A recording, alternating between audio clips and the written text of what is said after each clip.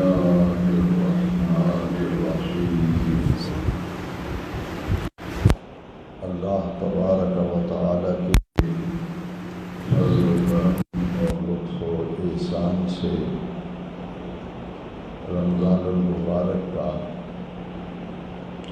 آخری عشرہ شروع ہو چکا ہے اور آج اس کا پہلا دن ہے 21 رمضان المبارک۔ یہ آخری عشرے کا پہلا روز ہے۔ آج کے دن امیر المومنین حضرت سیدنا علی المرتضی شیر خدا کرم اللہ تعالی وجہ الکریم کا یوم شہادت ہے۔ 21 رمضان المبارک کو نماز فجر کی ادائیگی کے لیے حضرت سیدنا علی کرم اللہ تعالی وجہ الکریم کوفہ کی جامع مسجد میں تشریف لائے۔ مسجد میں داخل ہوتے ہی آپ کو شہید کر دیا گیا۔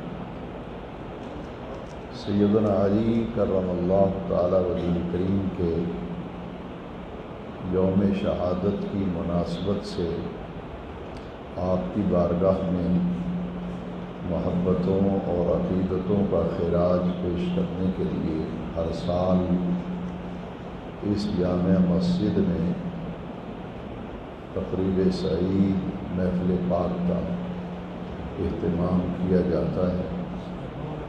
انشاءاللہ العزیز آج سیدنا حیدر کرار رضی اللہ تعالیٰ عنہ کی بارگاہ میں ہدیہ عقیدت و محبت کے لیے افطاری کا بھی اہتمام کیا گیا ہے اور نماز تراویح کے بعد آپ کی شان اقدس میں منقبت ہدیہ ناز شریف اور خطاب کا مبارک پروگرام بھی انشاءاللہ ہوگا۔ ہمارے نوجوان خطیب حضرت مولانا احمد حسین صاحب رضوی لاہور سے تشریف لا رہے ہیں۔ وہ انشاءاللہ فضائل و مناقب سیدنا علی المرتضی شیر خدا اسد اللہ المرتضی رضی اللہ عنہ کی بارگاہ میں محبتوں کا نذرانہ پیش کریں گے۔ آج کے درس میں حضرت سیدنا علی المرتضی رضی اللہ عنہ کا ایک قول مبارک لے کر اس پر میں قرآن مجید کی آیات مبارکہ اور حدیث مبارکہ کی روشنی میں کچھ عرض کروں گا۔ آپ کا قول ہے سیدنا علی رضی اللہ عنہ کا کہ ہر شخص کو بلا ناغہ روزانہ صدقہ دینا چاہیے، اور آپ کا قول ہے بلا ناغہ روزانہ ہر شخص کو خیرات کرنی چاہیے، صدقہ دینا چاہیے، اللہ تعالیٰ کے دیے ہوئے مال میں سے، اللہ کریم کے دیے ہوئے رزق میں سے کتنا صدقہ روزانہ دیا جائے؟ آپ نے فرمایا اگرچہ ایک روٹی گھر میں اگر پکائی ہے تو 3 حصے خود کھا لیں، چوتھا حصہ جو ہے وہ خیرات کر دیں۔ یہ حضرت مولا کائنات اسد اللہ الغالب حیدر کرار شیر خدا تاجدار حل عطا سیدنا علی المرتضی کا قول مبارک ہے کہ ہر روز صدقہ دینا چاہیے، اگرچہ ایک روٹی کا چوتھا حصہ ہی صدقہ دیا جائے۔ اور اس کا مفہوم یہ ہے کہ اگر گھر میں بالفرض 4 روٹیاں پکائی ہیں تو ایک روٹی اللہ کے راستے میں دے دیں، لیکن ناغہ نہیں کرنا چاہیے، روزانہ صدقہ دینا چاہیے۔ اب اس پوری بات کو، یہ تو حضرت علی کا قول تھا، پوری بات کو سمجھنے کے لیے حضور کی حدیث مبارکہ سے میں آغاز کرتا ہوں۔ پیارے نبی کریم علیہ السلام نے فرمایا کہ تصدقو، صدقہ دیا کرو، خیرات کیا کرو، صدقہ کیا کرو۔ کیوں؟ فرمایا صدقۃ ترد البلا، صدقہ جو ہے یہ بلاؤں کو ٹالتا ہے۔ آسمانی، زمینی، ناگہانی آفات اور بلیات، جو مصیبتیں، جو دکھ، پریشانیاں، بیماریاں اور تکلیفیں آتی ہیں، نبی کریم علیہ السلام نے فرمایا صدقہ دینے سے اللہ تعالیٰ انہیں دور فرما دیتا ہے۔ دوسری حدیث میں نبی کریم علیہ السلام نے فرمایا کہ صدقہ اور خیرات اللہ تعالیٰ کے قہر و غضب کو ٹھنڈا کرتا ہے۔ تیسری حدیث شریف میں فرمایا کہ صدقہ اور خیرات یہ انسان کو بری موت سے بچاتے ہیں۔ اور اگلی حدیث شریف میں نبی کریم علیہ السلام کا ارشاد مبارک ہے کہ اپنے بیمار اور مریض، تمہارے گھروں میں، خاندان میں، قبیلے میں، کنبے میں اگر کوئی بیمار ہو جائے تو آقا کریم رؤوف الرحیم صلی اللہ علیہ وسلم نے فرمایا کہ اپنے بیماروں، اپنے مریضوں کا علاج صدقے سے کیا کرو۔ جب مریض کی طرف سے صدقہ دیا جاتا ہے تو اس صدقہ جو ہے شفا کا سبب اور ذریعہ بن جاتا ہے۔ اور رمضان شریف میں نبی کریم علیہ السلام کے صدقہ و خیرات کی کیفیت حضرت ام المومنین عائشہ صدیقہ رضی اللہ تعالیٰ عنہ فرماتی ہیں کہ رمضان شریف میں نبی کریم علیہ السلام صدقہ اور خیرات کا اس قدر اہتمام فرماتے تھے کہ جو اہتمام صدقہ و خیرات کا اور کیفیت رمضان شریف میں ہوتی تھی اور پھر رمضان شریف کے آخری عشرے میں اس میں اور اضافہ ہو جاتا تھا، پورے سال ہم وہ کیفیت نہیں دیکھتی تھیں جو اس مہینے میں صدقہ و خیرات کی کیفیت ہے۔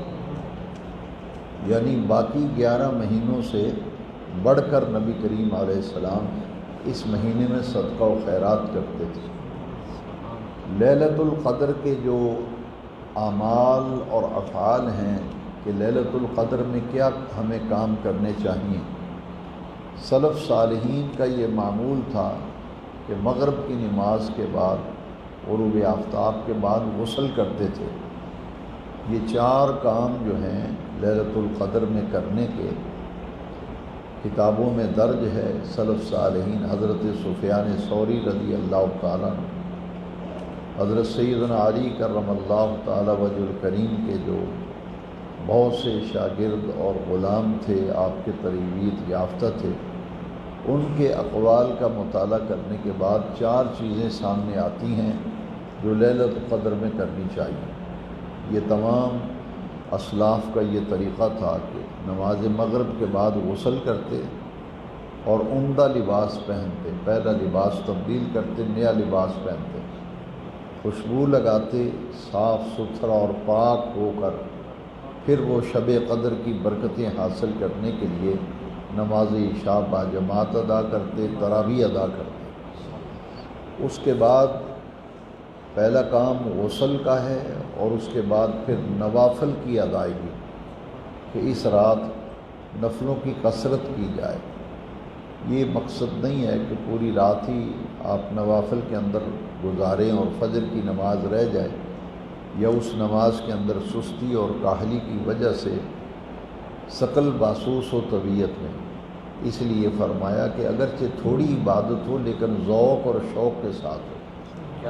کم نفل پڑھیں، 8 پڑھیں، 4 پڑھیں، 10 پڑھیں، 12 پڑھیں، لیکن پوری توجہ، انہماک اور پوری محبت سے پڑھیں، اگرچہ کم پڑھیں۔ دوسرا عمل نوافل کی ادائیگی، اور تیسرا عمل ہے قرآن مجید کی تلاوت۔ قرآن مجید کی تلاوت اور دعا و استغفار کہ اپنے رب کی بارگاہ میں دعائیں مانگی جائیں۔ بلکہ ایک روایت میں یہ ہے کہ نفلوں سے بھی اللہ تعالیٰ کو یہ بات زیادہ پسند ہے کہ شب قدر میں میری بارگاہ میں کوئی جولی پھیلا کر مجھ سے مانگے۔ اس رات نفلوں سے بھی زیادہ دعا مناجات یعنی گڑ گڑا کر وہ دعائیں جو قرآن مجید میں مذکور ہیں، وہ دعائیں جو حدیث شریف میں مذکور ہیں، اللہ تعالیٰ کو یہ پسند ہے کہ جب شب قدر آئے تو میرے بندے جولیاں پھیلا کر میری بارگاہ سے مانگیں اور میں اپنی شان کے لائق انہیں عطا کروں گا۔ اس میں ایک عمل جو ہے وہ ہے شب قدر میں صدقہ اور خیرات کرنا۔ یہ بھی سلف صالحین کا یہ معمول تھا، اور صرف ایک رات میں نہیں بلکہ حضور کی جو حدیث شریف کل کے درس میں نے سنائی تھی کہ آخری عشرے کی طاق راتوں میں لیلۃ القدر کو تلاش کرو، تو تمام اسلاف کرام کا یہ معمول تھا کہ وہ 21ویں، 23ویں، 25ویں، 27ویں، 29ویں ان 5 راتوں میں کچھ نہ کچھ صدقہ و خیرات کرتے تھے، تاکہ شب قدر بدل بدل کے آتی ہے اور پھر تلاش کرنے کا حکم ہے، تو وہ ہر رات میں، ہر طاق رات میں صدقہ خیرات کرتے تھے، تاکہ اس رات میں جو کرنے والے نیک اعمال ہیں ان میں صدقہ و خیرات بھی شامل ہیں۔ اس لیے وہ ان 5 راتوں میں صدقہ کرتے تھے۔ مثلا کوئی غریب آدمی ہے، وہ اس کے پاس لباس نہیں، اس کو لباس لے دیا، کپڑوں کا جوڑا لے دیا۔ تو بیمار آدمی ہے، اس کے پاس علاج کے پیسے نہیں، اس کی علاج معالجے کے لیے مدد کر دی۔ یتیم بچے ہیں، بیوہ عورتیں ہیں، ان کا کوئی سہارا نہیں، ان کی مالی امداد کر دی جائے اور کار خیر میں خرچ کیا جائے، نیکی کے کاموں میں خرچ کرنا۔ تو یہ اس خاص اعمال ہیں، افعال ہیں جو شب برات سے متعلق، شب قدر، شب برات اس سے متعلق ہیں۔ اور آخری عشرے میں چونکہ لیلۃ القدر کی تلاش، اعتکاف اور صدقہ فطر، اس لیے آج کے درس میں جو اسلام کا نظام ہے زکوٰۃ کا اور صدقہ و خیرات کا، اس پر میں 2-3 آیات اور احادیث عرض کرنا چاہ رہا ہوں، تاکہ یہ پورا پس منظر ہمیں سمجھ میں آ جائے کہ لیلۃ القدر میں دیگر عبادتوں کے ساتھ ساتھ صدقہ و خیرات کا پہلو جو ہے اس کو بھی پیش نظر رکھنا چاہیے اور اللہ کے دیے ہوئے مال میں سے خرچ کرنا چاہیے، کیونکہ 28ویں پارے میں سورہ منافقون کے آخری رکوع میں اللہ تعالیٰ نے فرمایا وَأَنفِقُوا مِمَّا رَزَقْنَاكُمْ مِن قَبْلِ أَن يَأْتِيَ أَحَدَكُمُ الْمَوْتُ، کہ موت آنے سے پہلے پہلے ہمارے دیے ہوئے رزق میں سے ہمارے راستے میں خرچ کرو۔ فَيَقُولَ رَبِّي، جب انسان کی موت کا وقت آتا ہے، پھر اس وقت جب دیکھتا ہے بندہ کہ موت آ گئی ہے، دنیا میں میری زندگی کے آثار کم ہو گئے، فَيَقُولَ رَبِّي، تو اس وقت بندہ کہتا ہے یا اللہ لولا اخرتنی الی اجل قریب، جب موت کا وقت قریب آتا ہے تو بندہ کہتا ہے یا اللہ مجھے تھوڑی سی مہلت دے دے، میں تیرے راستے میں صدقہ بھی دوں گا، خیرات بھی کروں گا، تیرا دیا ہوا مال تیرے راستے میں خرچ کروں گا۔ لن یؤخر اللہ نفسا اذا جاء اجلها، فرمایا سن لو اس وقت پھر مہلت میں نہیں دوں گا۔ لن یؤخر اللہ نفسا اذا جاء اجلها واللہ خبیر بما تعملون، کہ جو کچھ ہم نے دیا ہے اسے دل کھول کر ہمارے راستے میں خرچ کرو، کیونکہ جب میرے راستے میں خرچ کرو گے تو یہ اپنے ذہن پر اور دل و دماغ پر تصور غالب کر لو کہ میرا دیا ہوا مال میرے راستے میں خرچ کر رہے ہو، یہ ہمارا ہی دیا ہوا ہے۔ مما سورہ بقرہ کے آغاز میں، پہلے پارے میں سورہ بقرہ کے آغاز میں بھی یہی مفہوم ہے، وَمِمَّا رَزَقْنَاهُمْ يُنْفِقُونَ، ہم نے جو رزق دیا ہے متقی لوگ جو ہیں میرا دیا ہوا مال میرے راستے میں خرچ کرتے ہیں، انفاق فی سبیل اللہ۔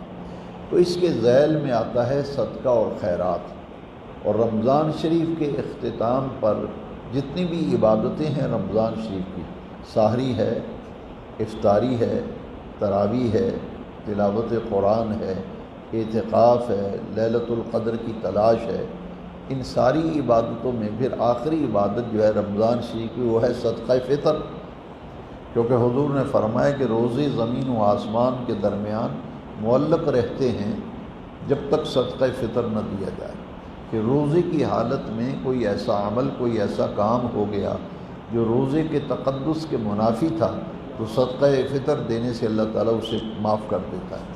تو یہ صدقہ فطر جو ہے یہ رمضان شریف کی آخری عبادت ہے جو عید کی نماز سے پہلے عمومی طور پر ادا کیا جاتا ہے۔ تو یہ صدقہ و خیرات پر آج گفتگو میں کر رہا ہوں۔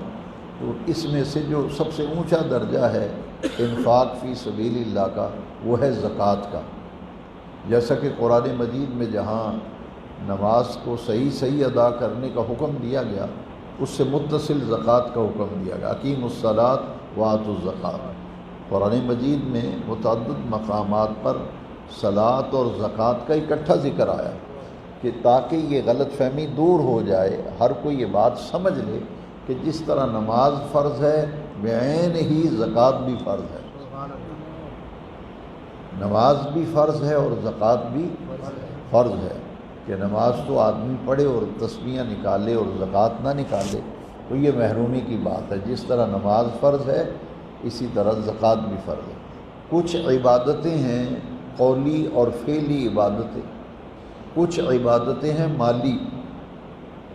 یہ جو ہم نماز پڑھتے ہیں، یہ روزہ رکھتے ہیں، یہ دونوں عبادتیں جو ہیں یہ قولی عبادتیں ہیں اور یہ فعلی عبادتیں ہیں۔ زبان سے بھی ہم عبادت کرتے ہیں، نماز میں ہم رکوع میں جاتے ہیں، سجدے میں جاتے ہیں، یہ فعلی عبادت ہے۔ نماز میں جو ذکر کرتے ہیں یہ قولی عبادت ہے۔ روزہ بھی رکھتے ہیں، یہ قولی عبادت، فعلی عبادت کا تصور جو ہے روزے کو دیکھ لیں تو یہ فعلی عبادت ہے کہ ہر چیز کی زکوٰۃ ہے۔ حضور نے فرمایا لِكُلِّ شَيْءٍ زَكَاةٌ وَزَكَاةُ الْجَسَدِ الصَّوْمُ، ہر چیز کی زکوٰۃ ہے، جسم کی زکوٰۃ جو ہے وہ روزہ ہے۔ جسم کی زکوٰۃ حضور نے فرمایا وہ روزہ ہے۔ ایک ہے مرکب عبادت، کچھ مالی عبادتیں ہیں جیسے زکوٰۃ ہے، صدقہ فطر ہے، خیرات ہے، صدقہ ہے جو عام طور پہ کیا جاتا ہے، یہ مالی عبادت ہے۔ ایک ہے فعلی عبادت جیسے نماز و روزہ، اور ایک ہے مرکب عبادت جس میں مال بھی خرچ ہوتا ہے، بدن بھی مشقت اٹھاتا ہے، اور قولی عبادت بھی ہے، وہ ہے حج۔ وہ ہے حج۔ حج جو ہے وہ مرکب عبادت ہے، اس میں مال بھی خرچ ہوتا ہے، وہاں منام قربانی بھی کی جاتی ہے، یہ مرکب عبادت ہے۔ اس میں قولی عبادت بھی ہے، فعلی عبادت بھی ہے، اور مالی عبادت بھی اس میں شامل ہے۔ قربانی ہم کرتے ہیں سال کے بعد عید الاضحیٰ کو تو وہ مالی عبادت ہے، سال کے بعد زکوٰۃ دیتے ہیں وہ مالی عبادت ہے۔ تو یہ ہیں عبادتیں، قولی عبادت، فعلی عبادت اور مرکب عبادت اور مالی عبادت۔ تو لیلۃ القدر جو ہے یہ خاص رات ہے، اس میں جہاں فعلی اور قولی عبادت کرتے ہیں وہاں مالی عبادت بھی یہ سلف صالحین کا طریقہ تھا۔ اس لیے ایک طاق رات تو گزر گئی، باقی رہ گئیں 4 طاق راتیں۔ تو ان 4 طاق راتوں کے اندر وہ 4 اعمال و افعال جو سلف صالحین سے منقول ہیں وہ میں نے آپ کی خدمت میں عرض کی ہے کہ بڑے اہتمام کے ساتھ دعاؤں میں رغبت، یعنی نفلوں سے بھی زیادہ اس رات دعا مانگنا اللہ تعالیٰ کی بارگاہ میں زیادہ پسندیدہ عمل ہے۔ اس میں کچھ نہ کچھ حصہ قرآن مجید کی تلاوت کا، کچھ نوافل کا، کچھ ذکر اذکار کا، کچھ دعاؤں کا۔ تو اس ترتیب کے ساتھ یہ 4 راتیں جو باقی ہیں رمضان شریف کی طاق 4 رات، ان کو اس طرح گزارنا چاہیے۔ اب زکوٰۃ کا معاملہ جو ہے میں نے رات کے درس میں بھی عرض کیا کہ کئی لوگ شکوہ شکایت کرتے ہیں جی کہ ہمارے تسبیحیں بھی پڑھتے ہیں پھر بھی پریشانیاں۔ تو میں نے آیت کریمہ رات کی تراویح میں گزری تھی، ما اصابکم من مصیبت، کہ کوئی انسان کو جو مصیبت آتی ہے بما کسبت ایدیکم، وہ اپنی ہی کسی غلطی کی وجہ سے۔ میں رات میں ذرا وقت کم ہوتا ہے، میں اس کی تھوڑی سی وضاحت کرنا چاہتا ہوں کہ انسان کو جو پریشانی، دکھ، تکلیف آتی ہے کس وجہ سے آتی ہے۔ اللہ کریم فرماتے ہیں بما کسبت ایدیکم، تمہاری اپنی کسی زبان سے کوئی جملہ نکل گیا، کوئی ایسا عمل ہو گیا جو اللہ کو پسند نہیں تھا، پھر مصیبتیں اور تکلیفیں آتی ہیں۔ وہ 2 چیزیں ہیں، میں رات وضاحت نہیں کر سکا اس لیے میں اب چاہتا ہوں۔ ایک ہے ناشکری کا کلمہ بولنا، ایک ہے ناشکری، ایسا جملہ نکل گیا، جان بوجھ کے نہیں آپ نے نکالا، لیکن آپ نے وہ جملہ کہہ دیا جس کے اندر اللہ کی ناشکری پائی جاتی۔ اور ایک ایسی بات زبان سے نکل گئی جس سے بے صبری ظاہر ہو رہی ہے۔ اللہ کریم نے تو صبر کا حکم دیا، دو چیزوں کا حکم، صبر کا اور شکر کا۔ تو جملہ ایسا زبان سے نکل گیا جس میں اللہ کی ناشکری ہو گئی، اور کوئی ایسا جملہ نکل گیا جس سے بے صبری ظاہر ہو گئی۔ تو اللہ کریم کی تو نعمتیں اتنی ہیں نا، فرمائیں تعدوا نعمت اللہ لا تحصوها، میری نعمتیں اتنی ہیں کہ تم گننا چاہو تو گن نہیں سکو گے۔ لہٰذا نعمتیں تو بے شمار ہیں، تو اگر ذرا سی بھی تکلیف آ گئی، ذرا سا بخار ہو گیا، پریشانی ہو گئی، تو سر میں درد ہو گیا یا چوٹ لگ گئی، تو آدمی ناشکری کے جملے بولتے، کہتے ہیں پتہ نہیں کیڑا گناہ کر بیٹھا میں بھڑیا گیا۔ یہ جملہ بڑا سخت ہے، یہ نہیں بولنا چاہیے، بلکہ یہ کہنا چاہیے کہ کون سی غلطی ہے جو مجھ سے رہی ہے، میں تو خطا کار ہوں۔ اس کی بارگاہ میں عاجزی کا، انکساری کا اظہار کرنا ہے، نہ تکبر و غرور نہیں کرنا کہ اپنے آپ کو نیکوکار یہ کہنا ہے کہ یا اللہ کوئی غلطی گناہ میں نے چھوڑا نہیں ہے، تیری گرفت ہے، تیری پکڑ ہے، تیری طرف سے پریشانی ہے، تو اپنی شان کریمی سے اسے دور فرما دے۔ میری نماز، میرا روزہ، میرا نیک عمل اس قابل ہی نہیں تیری بارگاہ میں قبول ہو، یہ ہماری ناقص عبادتیں ہیں۔ تو یا اللہ ہم تو تیری رحمت کے امیدوار ہیں، عملوں پہ تو ناز ہی نہیں ہے کہ ہم اللہ کی بارگاہ میں اپنی نمازیں دکھائیں کہ ہم نے نمازیں پڑھی ہیں، ہم تسبیح نکالتے ہیں پھر بھی پریشانی آ گئی۔ نہیں، ہماری تسبیح، ہمارے ذکر اس قابل کب ہیں؟ یہ تو اس کا حکم ہے، ہم کر رہے ہیں۔ تو اس لیے کوئی ایسا جملہ نکل گیا جس میں ناشکری اور بے صبری کا جملہ آ جائے، اس سے اپنا آپ کو بچانا چاہیے۔ تو اسلام کے اندر جو دین کی تعلیم ہے، اس کی تمام تر معاملات کو غور میں اور بڑی باریک بینی سے سمجھنا چاہیے کہ ہماری عاجزی انکساری اللہ کو پسند ہے۔ جب اس کی بارگاہ میں کوئی عاجزی کرتا ہے، انکساری کرتا ہے، یا اللہ میں اس قابل کہاں، یا اللہ میرا عمل اس لائق نہیں ہے، یہ تو تیرا فضل ہے کہ تیری توفیق سے میں مسجد میں آ گیا، ورنہ میرے تو سجدے نہیں، میرے رکوع نہیں، یہ تیرا محض فضل ہے، تیرا کرم ہے، تو نے اپنے گھر بلایا ہے، با جماعت نماز پڑھنے کی توفیق دی ہے، روزہ رکھنے کی توفیق ہے، تو ہمارے روزے کب اس قابل ہیں؟ تو اپنے فضل سے ہی ان اعمال کو قبول فرما۔ تو یہ ہے کہ ما اصابکم من مصیبت، جتنی بھی تکلیفیں پریشانی آتی ہیں، ہماری ناشکری، ہماری بے صبری اور ہمارے ایسے لفظ جن میں ہمارے تکبر، غرور اور بڑائی ہو، تو اللہ کو یہ پسند نہیں ہے۔ اللہ کو تو عاجزی انکساری پسند ہے۔ تو زکوٰۃ جس طرح نماز فرض ہے، اسی طرح زکوٰۃ فرض ہے۔ دیکھیے میں ایک آیت کریمہ قرآن مجید کی، جس میں بڑی اللہ تعالیٰ نے، میں نے مثال دی ہے، میں کہا کرتا ہوں کہ اللہ تعالیٰ بات سمجھانے کے لیے مچھر کی مثال بھی دیتا ہے، بکری کی مثال قرآن میں دی ہے، بکھی کی مثال دی ہے۔ اللہ تعالیٰ مثالیں دے کے بات سمجھاتے ہیں۔ یہاں بھی اللہ کریم نے جو اس کے راستے میں پیسہ خرچ کرتا ہے، رب کا دیا ہوا مال اس کے راستے پہ لگاتا ہے، اللہ کریم نے اس کی مثال دی، مثل الذین ينفقون اموالهم فی سبیل اللہ کمثل حبۃ انبتت سبع سنابل فی کل سنبلۃ مئۃ حبۃ۔ اللہ کریم فرمائے ان لوگوں، مثل الذین، ان لوگوں کی مثال، ينفقون، جو خرچ کرتے ہیں، ان لوگوں کی مثال جو اللہ کے راستے میں اس کا دیا ہوا مال خرچ کرتے ہیں۔ مثل الذین ينفقون اموالهم، جو اپنے مال خرچ کرتے ہیں اللہ کے راستے میں، کمثل حبۃ، اس ایک دانے کی طرح ہے۔ کمثل حبہ، حبہ کہتے ہیں دانے کو، یہ حکیموں کی دعائیاں لینا تو اس پہ لکھا ہوتا ہے حب تنکار، حب قبض نشادری، حب دانے کو کہتے ہیں، حب دانے کو کہتے ہیں۔ تو اللہ کے نبی کمثل حبۃ، ایک دانے کی طرح ہے۔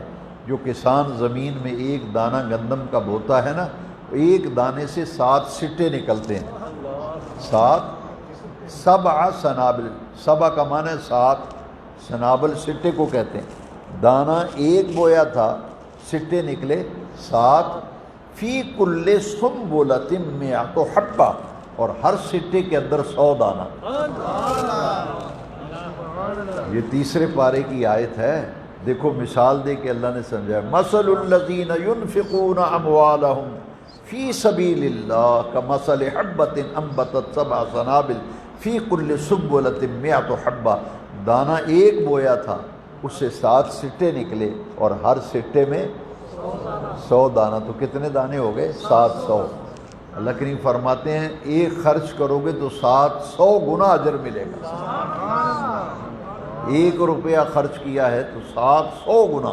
تیسرے پارے کی آیت ہے فی کل سنبلۃ مئۃ حبہ، صرف 700 پہ جا کے رک نہیں جائے گا، واللہ یضاعف لمن یشاء، یہ اسی آیت کا اگلا حصہ ہے، جس کے اللہ کی مرضی ہے جس کو چاہے اس سے بھی زیادہ دے۔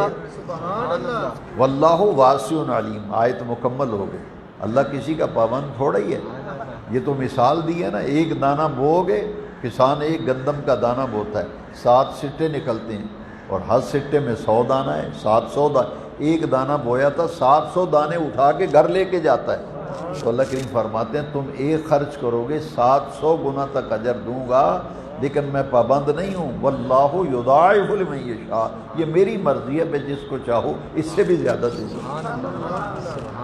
یہ بینک میں پیسے آپ جمع کراتے ہیں ڈپازٹ، تو اس کا محدثین نے بڑا پیارا مفہوم کی، ادھر آپ نے پیسہ خرچ کیا وہ اللہ کے خزانے میں جمع ہو گیا، وہ اللہ کے خزانے میں جمع ہو گیا۔ کل ترجمہ کلاس میں بھی آیت آئی ما تقدموا لانفسکم، جو کچھ تم خرچ کرتے ہو تمہارے سے پہلے اللہ کی بارگاہ میں پہنچ جاتا ہے، اور جب قیامت کے دن سامنے کھڑے ہوں گے اللہ کی عدالت میں، سب کچھ سامنے آ جائے گا۔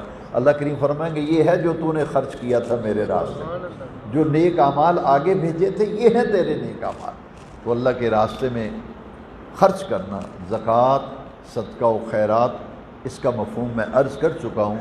اللہ تعالیٰ سے دعا مانگتے ہیں کہ اللہ تبارک و تعالیٰ اس کی ہمیں توفیق دے، اس کا دیا ہوا مال اس کے راستے میں خرچ کرنا یہ بہت بڑی عبادت ہے، اور جو خرچ نہیں کرتا اس پر بھی قرآن شریف کی ایک آیت، تاکہ درس آج مکمل ہو جائے۔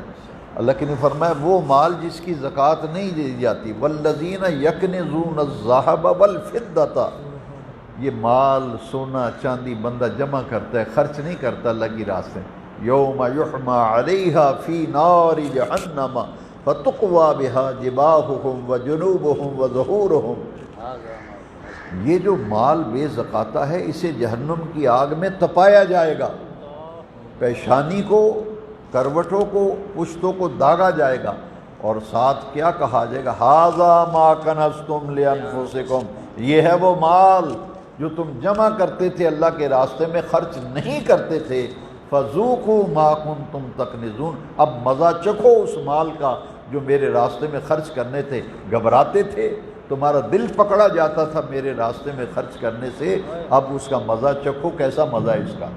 یہ ہے اللہ کے راستے میں مال خرچ نہ کرنے، یہ صدقہ ہو۔ یہ دیکھیں نا سحری، جیسا کہ حضور نے فرمایا جس نے کسی کا روزہ افطار کرایا پورے روزے کا ثواب ہے جی، جس نے کسی یتیم کے سر پہ ہاتھ رکھا، جتنے بال نیچے آئیں گے اتنے گناہ معاف، اتنے درجے بلند، اتنی نیکیاں۔ یعنی اسلام تو خیر خواہی کا دین، الدین النصیحہ، ہمارا دین تو خیر خواہی ہے، پورے کا پورا دین خیر خواہی سکھاتا ہے۔ اس لیے جو حقوق ہیں اللہ کے راستے میں، رشتے ذوی القربہ، سب سے پہلے میں اکثر یہ کہا کرتا ہوں، کوئی جی لندن زکوٰۃ بھیج رہا ہے جی، کوئی کراچی بھیج رہا ہے، کوئی لاہور بھیج رہا ہے، کوئی سرگودا بھیج رہا ہے، قرآن کہتا ہے ذوی القربہ، بھئی تیرے قریبی رشتہ داروں میں جو ہے پہلے تو اس کا حق ہے نا، اس کو دے، پڑوسی کا حق ہے، گلی محلے میں رہنے والوں کا حق ہے، تیرے سگے بھائی بہن کا حق ہے، بہن بھائی کو بھی زکوٰۃ دی جا سکتی ہے، صرف باپ دادا پڑدادا بیٹا پوتا پڑپوتا کو زکوٰۃ نہیں دے سکتے، اصل باپ دادا پڑدادا، فرع بیٹا پوتا پڑپوتا، اصل اور فرع کو زکوٰۃ نہیں دے سکتے، دائیں بائیں، ادھر بھائی ہے ادھر بہنیں ہیں، سگے بھائی کو بھی زکوٰۃ دے سکتے ہیں، سب کی بہن کو بھی دے سکتے ہیں۔ ذوی القربہ سب سے پہلا حق جو ہے وہ رشتہ داروں کا ہے، تو رشتہ داروں بہن بھائی کو نظر انداز کر کے تم لاہور زکاتیں بھیج رہے ہو، فیصل آباد بھیج رہے ہو، تمہارے اپنے رشتہ دار پڑے ہوئے ہیں، گلی محلے میں ہیں اور پڑوسی ہیں، تعلقات والے ہیں، وہاں خرچ کرو اور حقدار کا حق اسے دو، یہ ہے انفاق سبیل اللہ۔ اللہ تعالی ہمیں عمل کی توفیق دے۔